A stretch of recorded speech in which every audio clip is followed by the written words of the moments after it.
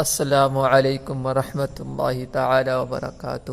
الحمد للہ رب العالمین والصلاة والسلام علی سید المرسلین۔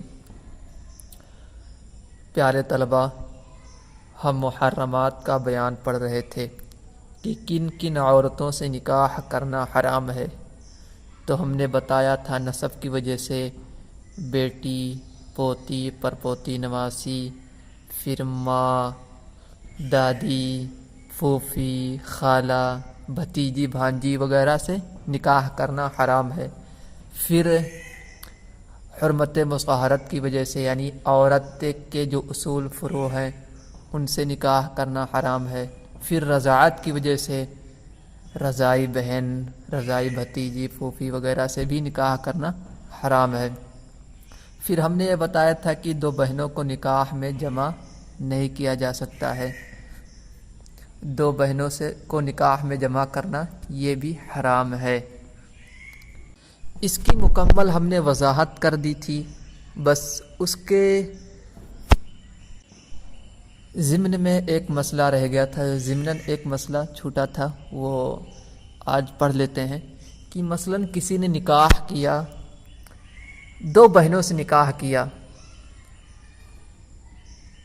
اور ایک ہی عقد میں کیا، دونوں بہن ہیں، دونوں سے ایک عقد میں نکاح کیا، تو ایسا نکاح کرنا باطل ہے، اس لیے کہ دو بہنوں کو ایک نکاح میں جمع کرنا لازم آ رہا ہے۔ اس لیے دو بہنوں سے اگر ایک ہی عقد میں نکاح کیا تو دونوں سے نکاح باطل ہے۔ اور اگر کسی نے پہلے ایک بہن سے نکاح کیا، پھر دوسری بہن سے نکاح کیا دوسرے عقد میں، تو جائز سی بات ہے، جب پہلی بہن سے نکاح کیا تھا تو اس وقت نکاح صحیح ہو گیا، لیکن جب دوسری بہن سے نکاح کیا تو دوسری بہن سے نکاح کرنا حرام ہوگا، صحیح نہیں ہوگا، اس لیے کہ دو بہنوں کو ایک نکاح میں جمع کرنا لازم آ رہا ہے۔ اتنا تو آپ نے بآسانی سمجھ لیا ہوگا کہ دو بہنوں کو جمع نہیں کر سکتا ہے۔ اگر دو عقد میں نکاح کیا ہے دو بہنوں سے تو پہلی بہن سے نکاح صحیح ہو جائے گا جس سے پہلے نکاح کیا ہے، اور دوسری بہن سے جو بعد میں نکاح کیا اس سے نکاح صحیح نہیں ہوگا۔ اب دیکھیے، کسی نے دو بہنوں سے دو عقدوں میں نکاح کیا مگر بھول گیا، اسے پتہ ہی نہیں رہا کہ کس بہن سے پہلے نکاح کیا ہے۔ یہ ہے کہ پہلے ایک عقد ہوا پھر دوسرا عقد ہوا ہے، ترتیب وار دو بہنوں سے نکاح کیا ہے، لیکن کس بہن سے پہلے نکاح کیا ہے اور کس بہن سے بعد میں نکاح کیا اس کو اس چیز کا علم نہ رہا، تو ایسی صورت میں دونوں میں جدائیگی پیدا کر دی جائے گی، یعنی شوہر میں اور وہ جو دو بہن ہیں ان دونوں میں جدائیگی پیدا کر دی جائے گی۔ حالانکہ ایک بہن سے نکاح صحیح ہو گیا تھا، جس سے پہلے نکاح ہوا اس سے نکاح صحیح ہو گیا تھا، مگر جب پتہ ہی نہیں ہے کہ جس سے نکاح صحیح ہوا ہے وہ کون سی بہن ہے، جب کچھ خبر ہی نہیں ہے، اس لیے دونوں سے جدائیگی پیدا کر دی جائے گی، ٹھیک ہے۔ پھر مہر کا کیا ہوگا؟ مہر نصف مہر دیا جائے گا، یعنی مہر متعین تھا، مہر مسمى تھا اور وطی نہیں کیا تھا، ان دونوں بہنوں میں سے کسی سے وطی نہیں کیا، وطی سے پہلے دونوں میں جدائیگی پیدا ہو گئی یا قاضی نے دونوں میں جدائیگی پیدا کر دی، تفریق کر دی، تو مہر نصف مہر دیا جائے گا۔ مثلا 1000 پر نکاح ہوا تھا، 1000 پر نکاح ہوا تھا، اب اس نے وطی ہی نہیں کیا، وطی سے پہلے جدائیگی ہو گئی ہے، تو نصف مہر دے گا، ان دونوں بہنوں کو دے گا اور دونوں بہنیں آپس میں بانٹ لیں گی، 250 روپیہ لے لیں گی۔ یہ کب ہے؟ جب مہر مسمى ہو، مہر متعین ہو، اور یہی صورت یہاں پر مذکور ہے، مگر اس کے علاوہ کئی صورتیں یہاں بن سکتی ہے، جیسے کہ اگر مہر متعین ہی نہ ہو اور دخول سے پہلے طلاق ہو گیا تو متاع دیا جائے گا، اور مہر متعین نہیں تھا دخول ہو گیا تو مہر مسمى مہر مثل دیا جائے گا، اور اسی طرح اگر مہر متعین تھا اور دخول ہو گیا تو مہر متعین دیا جائے گا۔ اس کی کئی صورتیں نکل رہی ہے، صرف یہاں پر ایک صورت کا تذکرہ ہے وہ ہم نے بیان کر دیا، اور ساری صورتوں کو آپ بالتفصیل سمجھیں گے جب مہر کا بیان آئے گا، پھر بھی ہم نے مختصراً بیان کر دیا، بتا دیا آپ حضرات کو۔ ایک مسئلہ ہو گیا، ایک مسئلہ اور دیکھیے، ہم نے بتایا تھا نا کہ بہن ہے تو بہن کے ساتھ اس کی بہن کو جمع نہیں کر سکتا. یعنی ایک عورت ہے، یعنی مثلا آپ نے کسی سے شادی کر لیا تو اس عورت کی بہن سے شادی نہیں کر سکتے، اس کی پھوپھی سے، اس کی بھانجی سے، اس کی خالہ کو، اس طرح سے ان عورتوں کو نکاح میں جمع نہیں کیا جا سکتا. یعنی ایک عورت کے ہوتے ہوئے ان تمام عورتوں کو اسی نکاح میں جمع نہیں کیا جا سکتا ہے. یہ ہم نے پڑھا تھا نا. اب دیکھیے، اگر کوئی شخص کسی ایک خاوند ہے، اس خاوند کی ایک عورت ہے، مطلقہ عورت، اس کو پھر اس کی ایک دوسری بیوی ہے، اس کی ایک بیٹی ہے، اس بیٹی کو اور یہ مطلقہ عورت کو جمع کرنا چاہے تو جمع کر سکتا ہے کہ نہیں؟ عند الاحناف جمع کر سکتا ہے، امام ظفر علیہ رحمہ کے نزدیک جمع نہیں کر سکتا ہے. اس کو اور آسان انداز میں سمجھاؤں. مثلا آپ نے نکاح کیا، نکاح کرنے کے بعد آپ کو ایک بیٹی ہوئی جس کا نام آپ نے خالدہ رکھا. ٹھیک ہے، خالدہ ایک بیٹی ہوئی آپ کی. پھر کچھ دنوں بعد آپ نے ایک عورت سے اور نکاح کر لیا، یعنی زینب سے نکاح کر لیا. ٹھیک ہے، پہلا نکاح آپ نے کیا، ایک بیٹی پیدا ہوئی جس کا نام آپ نے خالدہ رکھا تھا. پھر دوسرا آپ نے نکاح کیا جس کا نام زینب ہے. تو اس خالدہ اور زینب کو کوئی جمع کرنا چاہے اپنے نکاح میں تو جمع کر سکتا ہے کہ نہیں کر سکتا ہے؟ تو عند الاحناف جمع کر سکتا ہے، لیکن امام ظفر کا اس میں اختلاف ہے. وہ فرماتے ہیں یہ خالدہ جو ہے اور خالدہ اور زینب کو کوئی ایک شخص نکاح میں جمع نہیں کر سکتا ہے. کیوں نہیں جمع کر سکتا ہے؟ ان کی دلیل کیا ہے؟ دلیل وہی ہے جو ہم نے ضابطہ بتایا تھا کہ آپ ہی نے ضابطہ بیان کیا تھا کہ اگر دو عورتیں ہوں، ان دو عورتوں میں سے کسی ایک کو مرد فرض کر لیا جائے، پھر آپس میں ان دونوں کا نکاح کرنا درست نہ ہو تو ایسی دو عورتوں کو نکاح میں جمع نہیں کیا جا سکتا ہے. یہ ضابطہ ہم نے پڑھا تھا.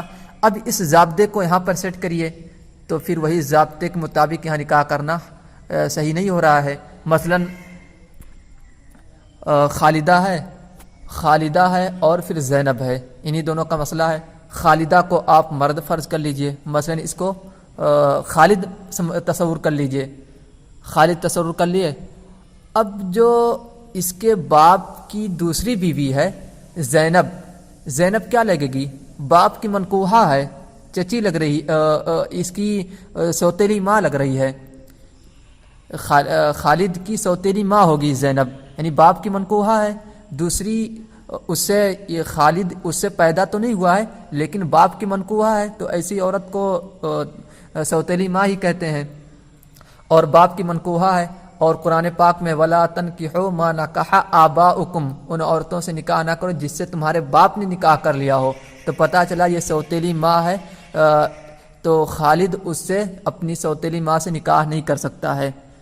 تو ضابطہ وہی تھا کہ اگر ایسی دو عورتیں ہوں کہ ان میں سے ایک کو مرد فرض کر لیا جائے، پھر ان دونوں کا آپس میں رشتہ کرنا حرام ہو تو ایسی دو عورتوں کو جمع نہیں کیا جا سکتا ہے. تو دیکھو یہاں پر خالدہ کو خالد ماننے کے بعد، تصور کرنے کے بعد، زینب سے اس کا نکاح کرنا صحیح نہیں ہو رہا ہے سوتیلی ماں ہونے کی وجہ سے. تو اس لیے ان دونوں عورتوں کو کوئی ایک نکاح میں جمع نہیں کر سکتا ہے. یہ امام ظفر کا مذہب ہوا. مگر ہمارا اصل مذہب یہی ہے کہ ان دونوں عورتوں کو نکاح میں جمع کیا جا سکتا ہے. پھر ضابطے کا کیا ہوگا؟ تو ہم کہیں گے دیکھو ضابطہ بھائی یہ دونوں طرف سے دیکھا جائے گا. یہ جو ضابطہ ہے یہ نہیں کہ ایک جانب سے دیکھ لیا جائے بس، جیسا کہ امام ظفر نے اپنے مطلب کی چیز لے لی، وہ ایک جانب سے دیکھ لیے. حالانکہ ضابطہ یہ ہے کہ دونوں جانب سے دیکھا جائے. ایک جانب سے تو نکاح کرنا حرام ہو رہا ہے، لیکن اگر دوسری جانب سے مرد فرض کیا جائے تب کیا ہوتا ہے؟ تو دیکھیے جیسے زینب ہے، باپ کی منکوحہ ہے زینب، اس کو مرد فرض کر لیں، مان لیں آپ بکر مان لیں، اس کو مرد مان لیں. تو پھر اس کا جو شوہر تھا، شوہر ہی سے کوئی تعلق نہیں رہا. پھر جو وہ سوتیلی بیٹی تھی اس سے کوئی رشتہ نہیں رہ جائے گا. وہ مرد ہونے کے بعد جب شوہر سے کوئی کنیکشن نہیں رہا پھر اس سے کوئی رشتہ ہی نہیں رہ جائے گا. جب اس سے کوئی رشتہ نہیں رہا تو اس کا اس سے نکاح کرنا صحیح ہے. لہذا ایسی دو عورتوں کو کوئی نکاح میں جمع کرنا چاہے تو جمع بھی کر سکتا ہے.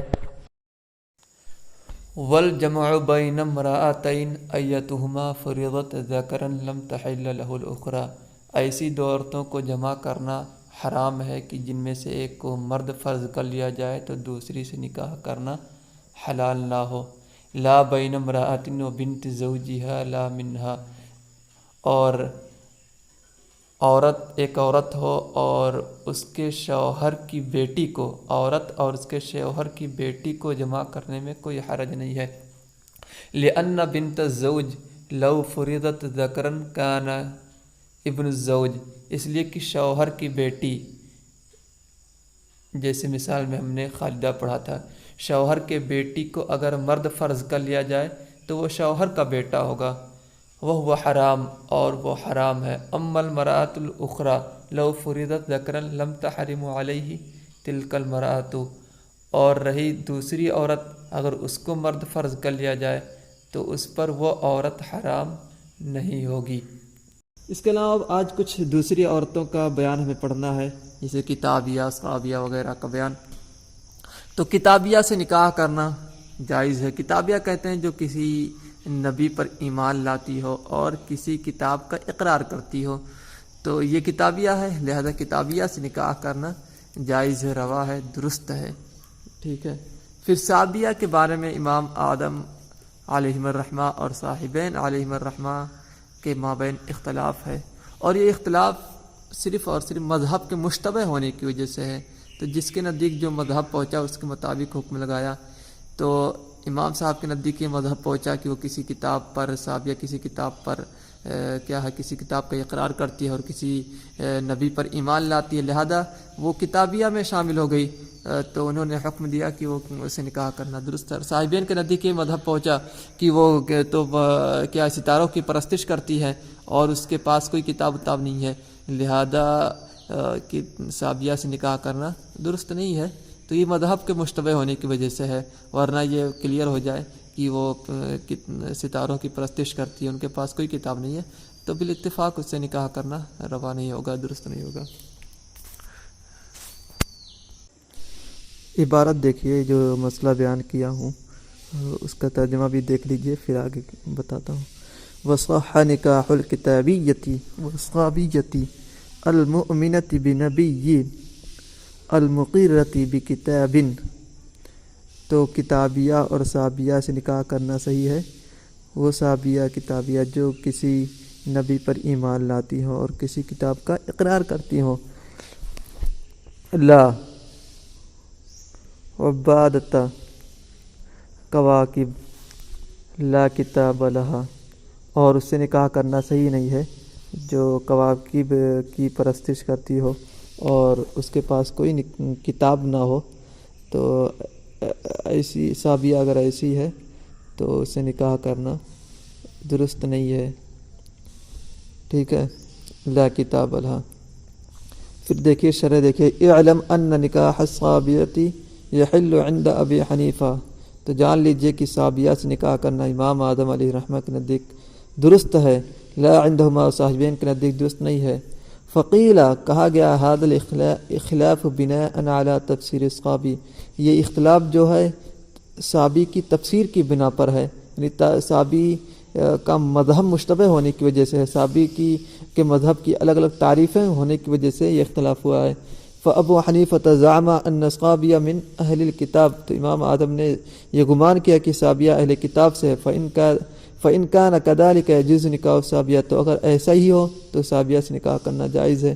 وہما زعما من عبادۃ الکواکب، عابد کی جمع عبدہ، اور صاحبین نے فرمایا کہ صاحبین نے گمان کیا کہ وہ ستاروں کی پرستش کرنے والی ہے، مطلب صحابیہ جو ہوتی ہیں وہ ستاروں کی پرستش کرتے ہیں، صحابی حضرات کتابوں کی کواکب کی پرستش کرتے ہیں۔ ولا کتاب لہم، اور ان کو کوئی کتاب نہیں، ان کے پاس کوئی کتاب نہیں۔ فلو کان کذالک لا یحل نکاحہما، اور اگر ایسا ہی ہے تو ان سے نکاح کرنا حلال نہیں ہے۔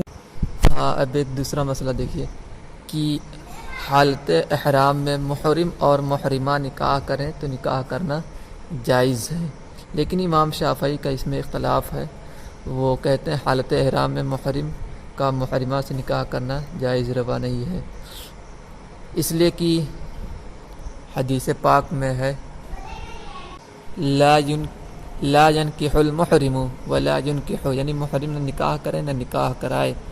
تو اس سے پتہ چلتا ہے کہ محرم اور محرمہ حالت احرام میں نکاح نہیں کر سکتے ہیں.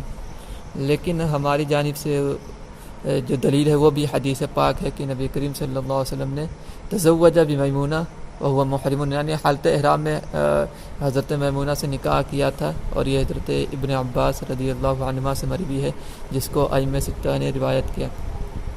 تو اس حدیث کی وجہ سے ہمارے یہاں نکاح کرنا، مطلب عند الاحناف نکاح کرنا حالت احرام میں جائز ہے. اور پھر قیاس بھی اس کا تقاضا کرتا ہے، اس لیے کہ حالت احرام میں جیسے عقود اور دوسرے عقود جائز، مطلب بیع و شراء کرنا جائز ہے، اور بیع و شراء میں بھی ایجاب و قبول ہوتا ہے، اور نکاح میں بھی وہی چیز ہے ایجاب و قبول. لہذا جس طرح بیع و شراء جائز ہے اسی طرح نکاح بھی کرنا جائز ہے. ہاں یہ ہے کہ وطی نہیں کر سکتا ہے، حالت احرام میں وطی نہیں کر سکتا ہے، ہاں اور نکاح کر سکتا ہے. ٹھیک ہے. اور ایسے ہی مسلمہ بادی ہو یا کتابیہ بادی ہو، ہمارے یہاں عند الاحناف نکاح کرنا جائز ہے. بادی چاہے مسلمہ ہو یا کتابیہ ہو، عند الاحناف نکاح کرنا جائز ہے. مگر شوافع کے نزدیک اگر قدرت علی الحرہ ہے تو مسلمہ بادی سے بھی نکاح نہیں کر سکتے ہیں، اور کتابیہ بادی سے تو نکاح کر ہی نہیں سکتے ہیں. اس میں ان کی جو دلیل ہے اس کو میں کوٹ کرتا ہوں قرآن پاک میں، وَمَن لَّمْ يَسْتَطِعْ مِنكُمْ طَوْلًا أَن يَنكِحَ الْمُحْصَنَاتِ الْمُؤْمِنَاتِ فَمِمَّا مَلَكَتْ أَيْمَانُكُم مِّن فَتَيَاتِكُمُ الْمُؤْمِنَاتِ. تو دیکھیے فتياتكم المؤمنات ہے، یعنی مؤمنہ بادی سے نکاح کریں. تو کہہ رہے ہیں کہ ہاں مومنہ کے ساتھ ایک بادی کے ساتھ ایک وصف کو لایا گیا ہے، یعنی وصف کے ساتھ خاص کر دیا گیا ہے. اور جب وصف کے ساتھ خاص کر دیا جاتا ہے تو اس کے ما سوا سے نفی حکم پر دلالت کرتی ہے. یعنی کہ اب بادی وغیرہ سے نہیں، وہ بادی جو کتابیہ ہے اسے نکاح نہیں کر سکتے. جب مومنہ کی قید ہے، مومنہ وصف لے آئے تو یہ اس کے ما سوا سے حکم کی نفی کرے گا. یعنی کہ اب کیا ہے، مومنہ لانے کی وجہ سے اب کتابیہ سے نکاح نہیں کیا جا سکتا ہے. ٹھیک ہے. یہ امام شافعی کا استدلال ہے. مگر ہمارے نزدیک کیا ہے، تخصیص بالوصف ہے، یعنی وصف کے ساتھ خاص کر دینے سے، مومنہ کی قید لگا دینے سے، مومنہ وصف جو لایا گیا ہے اس سے یہ نہیں ثابت ہوتا کہ اس کے ما سوا سے نفی حکم پر دلالت ہو، یعنی اس کے ما سوا سے نفی حکم پر دلالت نہیں کرے گی یہ تخصیص. ٹھیک ہے. کیونکہ کبھی کبھی کیا ہوتا ہے، وصف کا ذکر اتفاقاً بھی ہوتا ہے، عادت جاریہ کے مطابق بھی ہوتا ہے، یا کبھی یہ ہوتا ہے اہمیت جتانے کے لیے، یا وصف قابل قدر ہے، یعنی کہ بہتر یہی ہے کہ مومنہ بادی سے نکاح کیا جائے. لیکن ایسا نہیں ہے کہ یہ وصف لایا گیا تاکہ اس کے برعکس کتابیہ سے نکاح ہی نہیں کر سکتے ہیں، اس لیے نہیں لایا جاتا ہے. کبھی کبھی دوسرے معنی کے لیے بھی لایا جاتا ہے. لہذا ہمارے نزدیک یہ ضابطہ نہیں ہے کہ تخصیص بالوصف اس کے ما سوا سے نفی حکم پر دلالت کرتی ہے. اور ایسے ہی ان کے نزدیک قدرت علی الحرہ ہو تو بھی بادی سے نکاح کر ہی نہیں سکتے، مسلمہ بادی سے بھی نکاح نہیں کر سکتے. قرآن شریف میں جو ہے ابھی آیت جو پڑھا ہم نے، تو اس کا مفہوم یہی ہے کہ جو مطلب آزاد سے نکاح کرنے کی طاقت نہ رکھتا ہو، مومنہ آزاد اور سے نکاح کرنے کی طاقت نہ رکھتا ہو، یعنی قدرت علی الحرہ نہ ہو جسے، تو وہ مومنہ بادی سے نکاح کرے. تو دیکھو یہاں پر کہا گیا قدرت علی الحرہ نہ ہو تو مومنہ بادی سے نکاح کرے، اور اگر قدرت علی الحرہ ہو تو مومنہ بادی سے نکاح نہیں کر سکتا ہے. یہ شوافع کا مذہب ہے کہ قدرت علی الحرہ ہو تو مومنہ بادی سے نکاح نہیں کر سکتا ہے. ہمارے نزدیک یہ ہے کہ جو یہاں پر شرط ہے وہ شرط کو اسی طرح رکھا جائے گا، یعنی کہ قدرت علی الحرہ نہ ہو تو مومنہ بادی سے نکاح کیا جائے گا. لیکن اگر اس کا مفہوم مخالف نہیں نکالا جائے گا کہ اگر قدرت علی الحرہ ہو تو مومنہ بادی سے نکاح نہیں کیا جائے گا، اس کا جو مفہوم مخالف ہے وہ نہیں لیا جائے گا، صرف جو اصل معنی ہے اسی پر اس کو محمول کیا جائے گا. حاصل یہ نکلا کہ ان کے نزدیک، یعنی امام شافعی علیہ رحمہ کے نزدیک، آزاد پر قدرت نہ ہو تو مومنہ بادی سے نکاح کر سکتے ہیں، اور اگر آزاد پر قدرت ہو تو مومنہ بادی سے نکاح نہیں کر سکتے ہیں.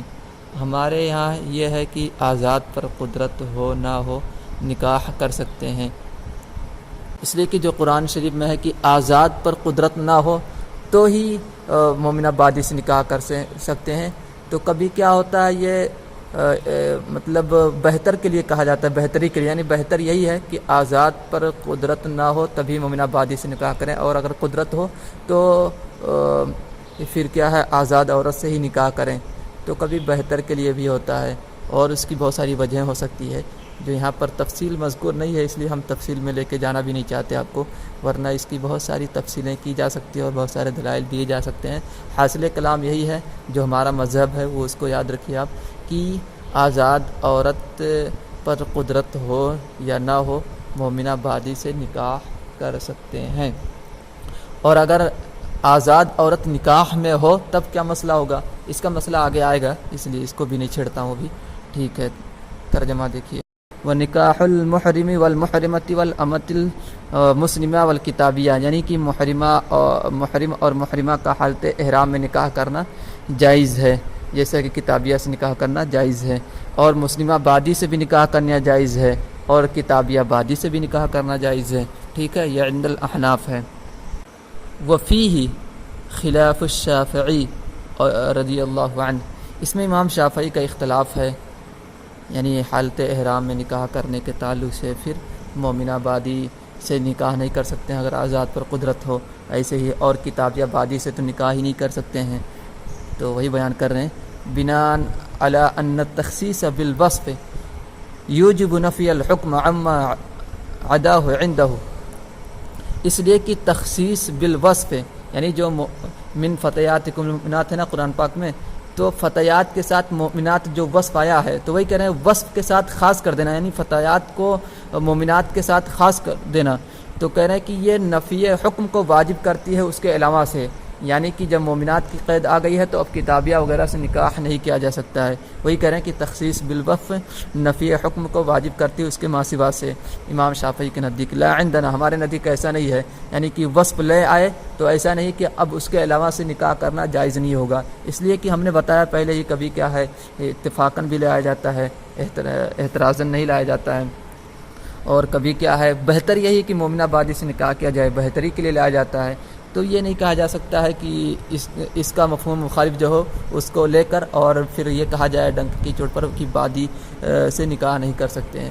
ینفی جواز نکاح الکتاب عندہ، تو یہ کیا ہے، یہ جو فقول تعالی من فتیاتکم المؤمنات، تو یہ جو قرآن اللہ رب العزت کا یہ فرمان ہے من فتیاتکم المؤمنات، یہ کتابیہ سے نکاح کرنے کی جواز کو نفی کرتی ہے، یہ آیت نفی کرتی ہے امام شافعی کے نزدیک۔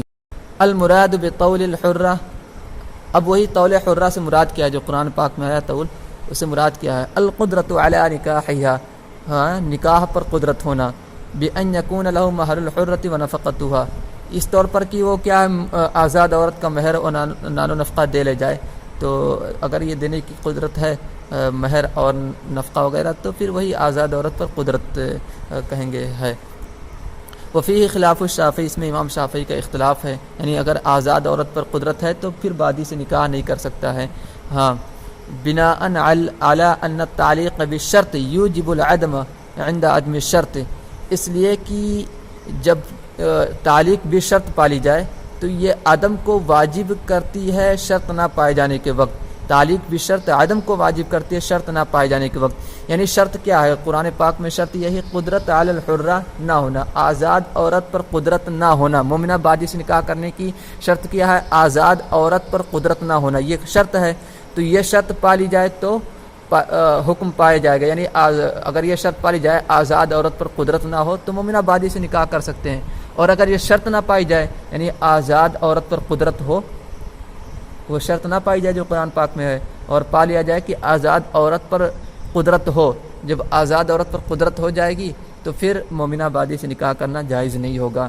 وہی کہہ رہے ہیں کہ تعلیق بشرط یہ عدم کو واجب کرتی ہے شرط نہ پائے جانے کے وقت۔ فقولہ تعالی ومن لم یستطع منکم طولا، تو اسی اللہ رب العزت کے اسی فرمان سے انہوں نے یہ استدلال کیا ہے، دل علی انہ لو کان لہ طول الحرہ لم یجوز لہ نکاح الامہ، تو اس سے ثابت ہو گیا کہ اگر کسی کو آزاد عورت پر قدرت ہو، قرآن میں کیا آزاد عورت پر قدرت نہ ہو تو مومنہ بادی سے نکاح کر سکتا ہے، اور اگر آزاد عورت پر قدرت نہ ہو اسی سے ثابت ہوا، حالانکہ یہ ہے نہیں بلکہ اسی سے کہہ رہے ہیں یہ بات بھی ثابت ہوئی کہ اگر آزاد عورت پر قدرت ہو تو مومنہ بادی سے نکاح کرنا جائز نہیں ہے، تو یہ جو مفہوم مخالف نکال رہے ہیں، جو پلٹ کر معنی نکال رہے ہیں، اما عندنا فهو ساکت عن هذا الحکم، تو ہمارے نزدیک کیا آیت ان تمام حکموں سے ساکت ہے، اس میں یہ ساری چیزیں ثابت نہیں ہے، اور آپ مفہوم مخالف نکال رہے ہیں۔ ہم ایسا نہیں کر سکتے، کتاب و سنت میں ہمارے نزدیک مفہوم مخالف نکالنا روا نہیں ہے۔